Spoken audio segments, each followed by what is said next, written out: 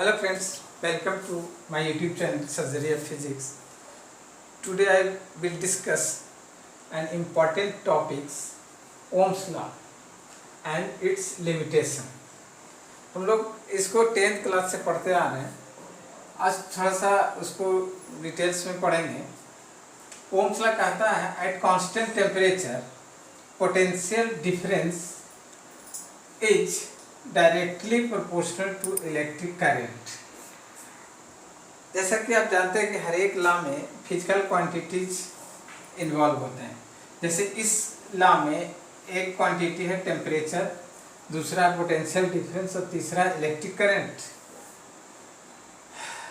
इसका मतलब है कि जैसे हम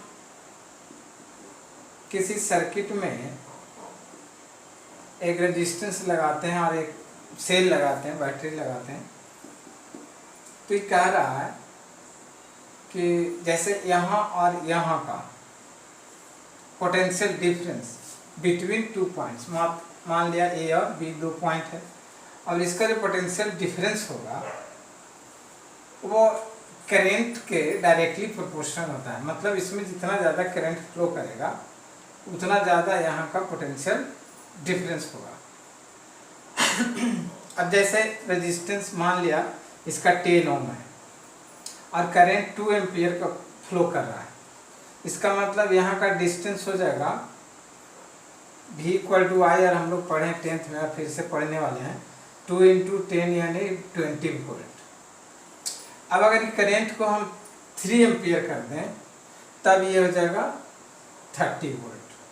यानी कि जितना ज़्यादा करंट होगा पोटेंशियल डिफरेंस भी ये दोनों पॉइंट के बीच का बढ़ेगा और उसी रेशियो में बढ़ेगा, सेम प्रोपोर्शनल में बढ़ेगा. मतलब करंट दुगना होगा तो ये वोल्टेज भी दुगना हो जाएगा. करंट को 3 गुना करेंगे तो वोल्टेज भी 3 गुना हो जाएगा. यानी वोल्टेज यानी पोटेंशियल डिफरेंस को हम लोग वोल्टेज बोलते हैं. तो यही ओम्स लॉ है. ओम्स लॉ को प्रूफ करने के लिए हम लोग इसका V वर्सेस I एक ग्राफ प्लॉट करते हैं.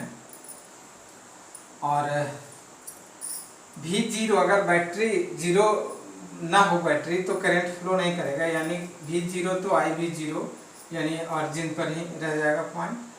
अब अगर हम V को बढ़ाते हैं करंट बढ़ता है, या करंट बढ़ाएंगे तो V बढ़ेगा, दोनों एक दूसरे के प्रोपोर्शनल होता है. इसको शॉर्टकट में इस तरह से लिखा जाता है ओम्स लॉ को, V प्रोपोर्शनल टू I. अगर हम एक ग्राफ प्लॉट करें तो ये देखा जाता है कि एक स्ट्रेट लाइन आता है. तो स्ट्रेट लाइन का मतलब हुआ कि जिस रेशियो में हम वोल्टेज बढ़ाएंगे या करंट बढ़ाएंगे उसी रेशियो में दूसरा जो क्वांटिटी है वो भी बढ़ता है. अब जैसा कि प्रोपोर्शनलिटी के बाद एक कांस्टेंट आता है, तो यहाँ पे कांस्टेंट आता है R, और R मीन्स इसका रेजिस्टेंस. अब ये जो रूल है इसके ऊपर हम थोड़ा सा बात करेंगे, कांस्टेंट टेम्परेचर क्यों कहा गया है. जैसे कि आपको मान लिया कोई डॉक्टर दवा लिखता है और आपको कहता है कि दवा खाएंगे या टॉनिक लिख देता है, तो आप टॉनिक खाएंगे आपका हेल्थ सुधरेगा. मतलब कि आपका हेल्थ जो है उस टॉनिक के प्रोपोर्शनल है, डायरेक्टली प्रोपोर्शनल है. अब लेकिन डॉक्टर बोल देता है कि आपको गुटखा खैनी, सिगरेट, बीड़ी या शराब, ये इसको कांस्टेंट रखना है. ऐसा नहीं है कि आप टॉनिक पी रहे हैं और उधर गुटखा शराब भी बढ़ाते जा रहे हैं, तो आपका वो डॉक्टर वाला बात जो है वो सही नहीं होगा. तो वो सही कब होगा, यानी हेल्थ जो है टॉनिक के डायरेक्टली प्रोपोर्शनल कब होगा, जब आप बाकी चीज़ें जो हैं शराब वगैरह इसको कांस्टेंट रखते हैं. तो यही कहता ओम कह रहा था कि अगर आप टेम्परेचर को कांस्टेंट रखते हैं तब ये वैलिड होगा, यानी कि करंट बढ़ेगा वोल्टेज बढ़ेगा, या वोल्टेज बढ़ाने से करंट बढ़ेगा. अगर टेम्परेचर भी वैरी करता तब ओम्स लॉ वैलिड नहीं होगा. क्यों नहीं होगा, जरा सा हम लोग बात करेंगे इस पर. अब जैसे देखते हैं हम लोग कि मान लें बैटरी 20 वोल्ट का है और करंट 2 एम्पियर का फ्लो कर रहा है और रेजिस्टेंस इसका 10 ओम है, और इसका अभी का टेम्परेचर इसका मान लेते हैं 30 डिग्री सेंटीग्रेड है. अब इसका वोल्टेज हम बढ़ा के कर दिया 40, 20 से 40 कर दिया, तो ओम्स लॉ के हिसाब से करंट को हो जाना चाहिए था दुगना, यानी इसको जो हमने 20 से 40 किया था इसको 2 से 4 होना चाहिए था, 4 एम्पियर होता। होगा कब? जब टेम्परेचर 30 का 30 रहेगा तब। लेकिन अगर आप टेम्परेचर को बढ़ा दिए, मान लीजिए इसको बढ़ा के आप 100 कर दिए, 60 कर दिए, कुछ भी कर दिए, तो यानी कि वोल्टेज तो बढ़ाया और साथ में टेम्परेचर भी बढ़ा दिया। तो अब यह है जो 2 एम्पियर से 4 नहीं होगा, हो सकता है 3 हो जाए, 3.5 हो जाए, 2.5 हो जाए, लेकिन वो अब 4 नहीं होगा। क्यों नहीं होगा? क्योंकि टेम्परेचर बढ़ने से हम लोग पढ़े हैं कि टेम्परेचर बढ़ने से रेजिस्टेंस ऑलरेडी बढ़ जाता है। तो जैसे अब टेम्परेचर बढ़ जाएगा तो रेजिस्टेंस 10 से ज़्यादा हो जाएगा। तो अब रेजिस्टेंस ज़्यादा हो जाएगा, रुकावट बढ़ जाएगा, तो मतलब करंट बढ़ेगा तो, लेकिन दुगना नहीं बढ़ेगा। जैसा कि बैटरी को हम लोग वोल्टेज को दुगना किया था, तो करंट 2 से 4 ना होकर 2 से 3, 3.5 रह जाएगा, यानी कि ओम्स लॉ वैलिड नहीं होगा। सेम रेशियो में नहीं बढ़ रहा, इसलिए वैलिड नहीं होगा। तो ये कहता है कांस्टेंट टेम्परेचर इसीलिए रखा जाता है। तो ये हुआ स्ट्रेट लाइन। अब इसमें आप लोग पढ़े होंगे एक मैथ में equation of straight line y = mx। तो यहाँ m क्या होता है? स्लोप होता है। तो यहाँ पर स्लोप क्या है? r। ये r जो है स्लोप है, यानी अगर ये थीटा मालूम है तो r का वैल्यू हो जाएगा tan थीटा, जो कि स्लोप को रिप्रेजेंट करता है। अभी रेजिस्टेंस तो हम लोग जानते हैं कि रेजिस्टेंस क्या होता है कि करंट को जो चलने में रुकावट पैदा होता है, तो उसी को रेजिस्टेंस बोलते हैं। तो ये तो हुआ ओम्स लॉ। अब हम लोग इसका थोड़ा लिमिटेशन देखेंगे। ओम्स लॉ कहाँ कहाँ वैलिड होता है और कहाँ ये इनवैलिड हो जाता है, किस कंडीशन में। एक कंडीशन तो देखा कि टेम्परेचर कांस्टेंट रहेगा तभी वैलिड होगा, लेकिन इसके अलावा कुछ और भी है जहाँ पे ये इनवैलिड होता है, तो उसको हम लोग देखते हैं।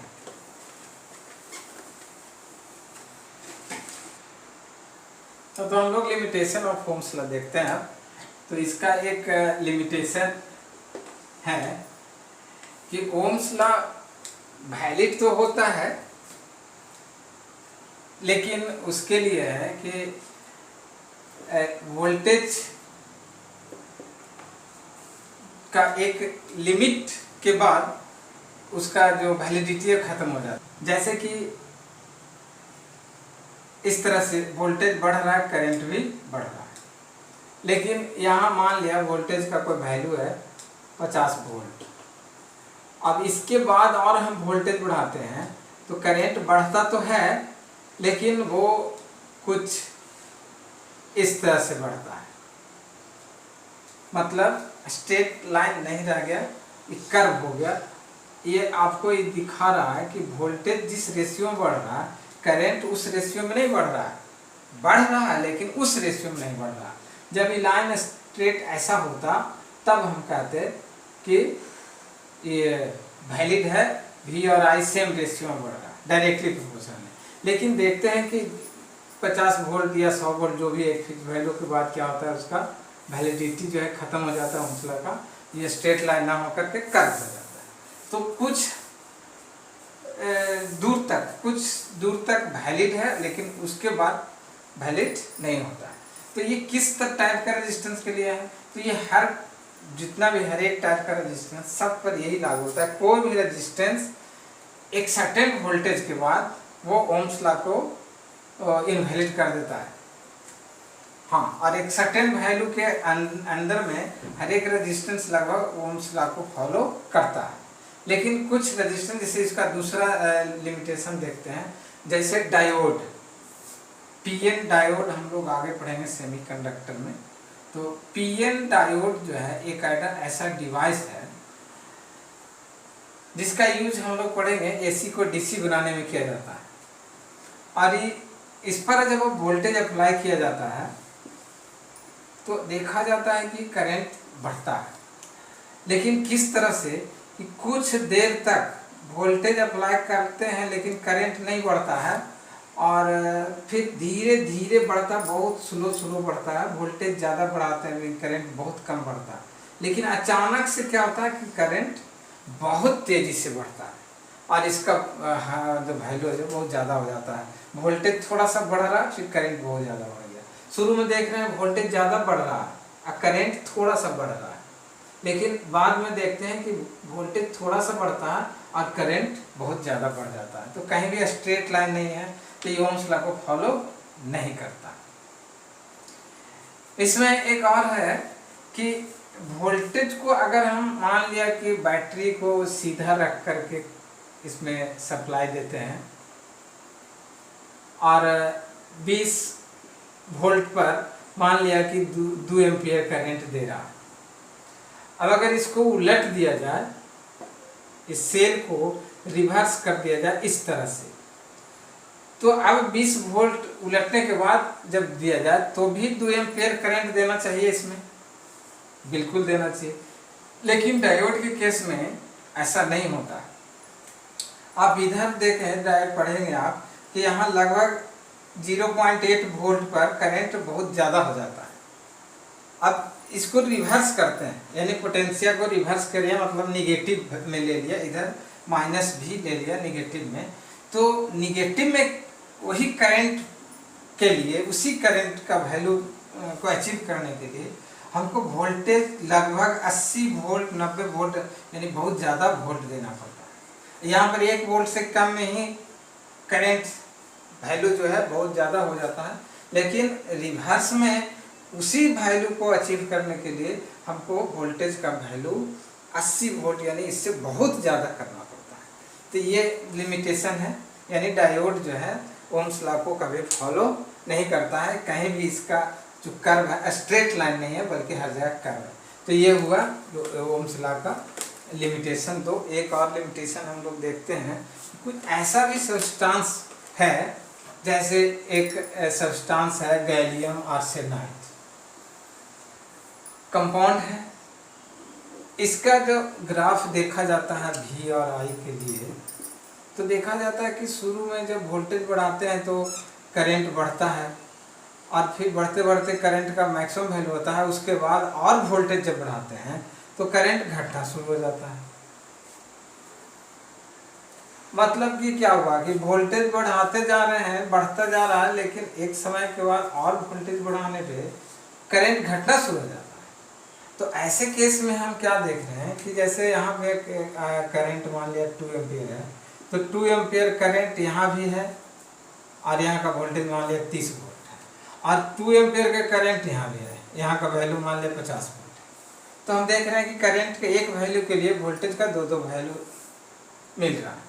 तो ऐसा भी होता है, यानी वोल्टेज बढ़ाते बढ़ाते एक लिमिट आता है, जिसके बाद वोल्टेज बढ़ाते हैं तो और घटना शुरू हो जाता है। जैसे आप समझ सकते हैं कि किसी को हम टॉनिक पिला रहे हैं, खूब खिला पिला रहे हैं आदमी को, तो उसका हेल्थ सुधरे, मोटा हो जाए, वजन बढ़ जाए। लेकिन क्या होता है कि और ज़्यादा खिलाने से क्या होता है, कभी कभी ढेर सा खिला दिया तो उसका वजन घट जाता है, बीमार पड़ जाता है। तो यही हो गया कि ज़्यादा वोल्टेज बढ़ाने के बाद फिर से उसका करंट घटना शुरू हो जाता है। तो ये बेसिक रूप से ये 3 लिमिटेशन है ओम्स लॉ का। इसको आप दिमाग में रखें, इसको याद कर लें, ये एग्ज़ाम के लिए बहुत ज़्यादा इम्पोर्टेंट है, बोर्ड एग्ज़ाम। तो आज हम लोगों ने पढ़ा Ohm's law and it's limitation. तो आज का वीडियो में ही ख़त्म करते हैं और मिलते हैं नेक्स्ट वीडियो में। तब तक के लिए बाय।